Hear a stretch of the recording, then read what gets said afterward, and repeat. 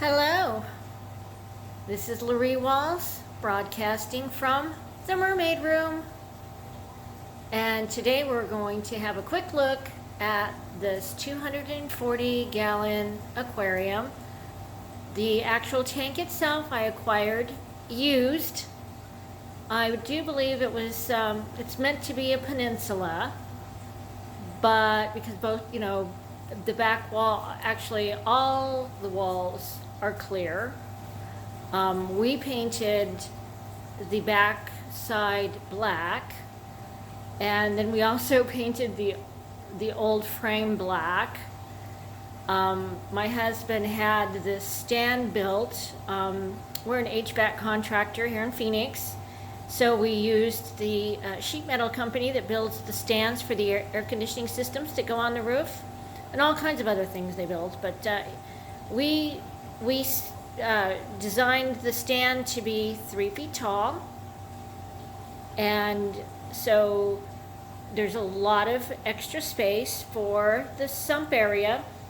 We have never really enclosed the bottom. It would be easy to, throw some Velcro on and either put some wood or some kind of panels or even a cloth, a black cloth or something around it. But it's 60 miles round trip to my closest fish store. So I'm out in the county. I don't get a lot of visitors. I work from home. And when I look at my tank, I want to see everything. I mean, everything. So it's not here for the enjoyment of others. It's here for the enjoyment of me and my family. And I used some of the older max spec lighting that I had in the house that I had been using on over other aquariums. I think I started buying the max spec lighting back in 2012. 2 of those are probably at least that old. The other one might be a little bit newer. Just wanted to let you know that with this 240-gallon aquarium, we have on the one end here a closed loop, which includes this beautiful half-horsepower chiller, which is fed through the gold hybrid gold dart that I got at bulk resupply, and then the double stack nuclear, just to make sure the water's clean before it goes through the chiller and returns back out these 2 nozzles. And there's the inlet side over here. On this end of the aquarium, I have my original 3K ice cap gyre, and right now the display on it is messing up. I have to kind of guess as to what setting it's on, but all I needed is some movement, and I just make sure that it's moving fast or slow. The rock work has been worked over and over again. I have so many little crawl throughs and swim throughs and swim unders.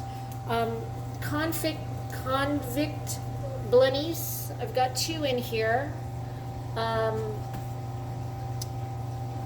see if I can zoom in on this guy's head. Yeah, they're pretty big, so they have quite a condo going all under the rocks, through the sandwork. I see that they've piled, let's bring back my elbow up far enough, nice big pile of sand right here to enable another swim through under here. And yes, they use some old clams on the half shells for some kind of support system. They're we call them engineer gobies, and they are very, very good at what they do.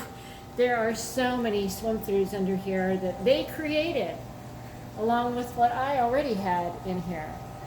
So there's my coral banded shrimp under there.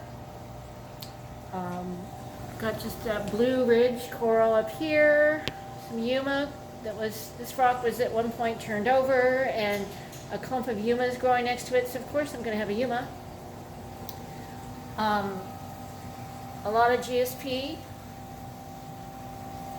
There are 2 long spine urchins in here, 2 different kinds of starfish, pulsing xenia, green Recordia mushrooms, a couple of toadstools over here. This is kind of like my little softy corner, except for the Blue Ridge that's also growing on this rock right here. Pulsing zinnia, my blue star polyps. There's the queen. And there's, it's kind of hard to see over here in the dark, another long spine. This is the larger, it's the larger of the two, long spine. So another gyre on this end of the tank. So we have a return. This overflow goes right down to the bubble magus filter media rolls, which is working out really well. My goodness, what a time and life changing product there. I have, let's see if we can see the reactor biopellets going over here, and a whole environment living inside. It's better to have them here than in the tank, but it works. It's doing its thing. My top off water, RODI, I just refill this bucket here. So I've got the Tunzi top off working there. The Simplicity, I think it's a 320 or 350? I love this skimmer. Refugium.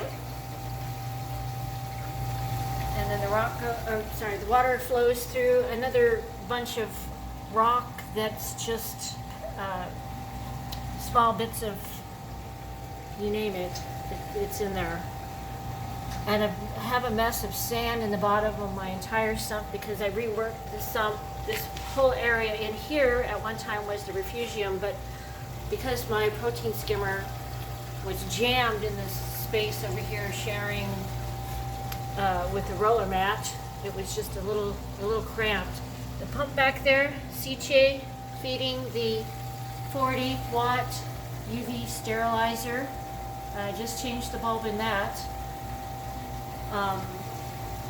Feeds back into the sump, goes over to the Vectra L1, and back up to these returns right here. So my plan with these fish, I have, I call him Grandpapa. This guy right here, he is my oldest fish. I've probably had this fish since 2012.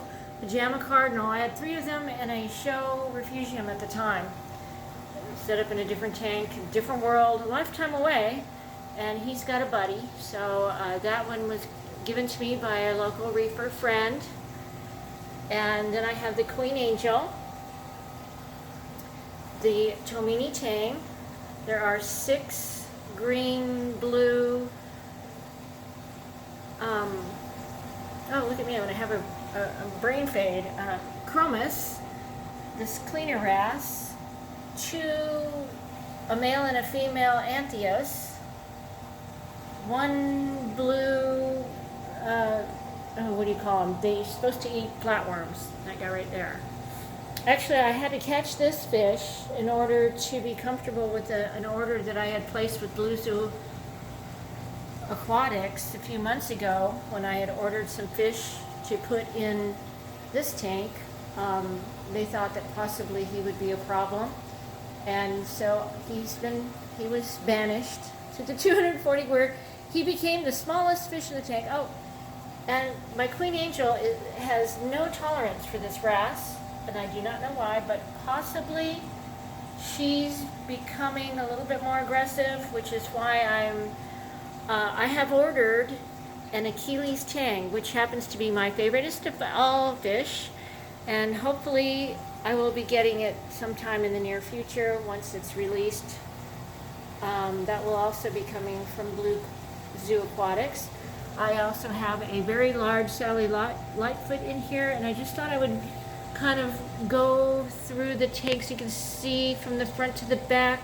There are small and large swimming areas, and we'll just walk over here. Ow. behind the overflow. Look at the back of the wall of the aquarium.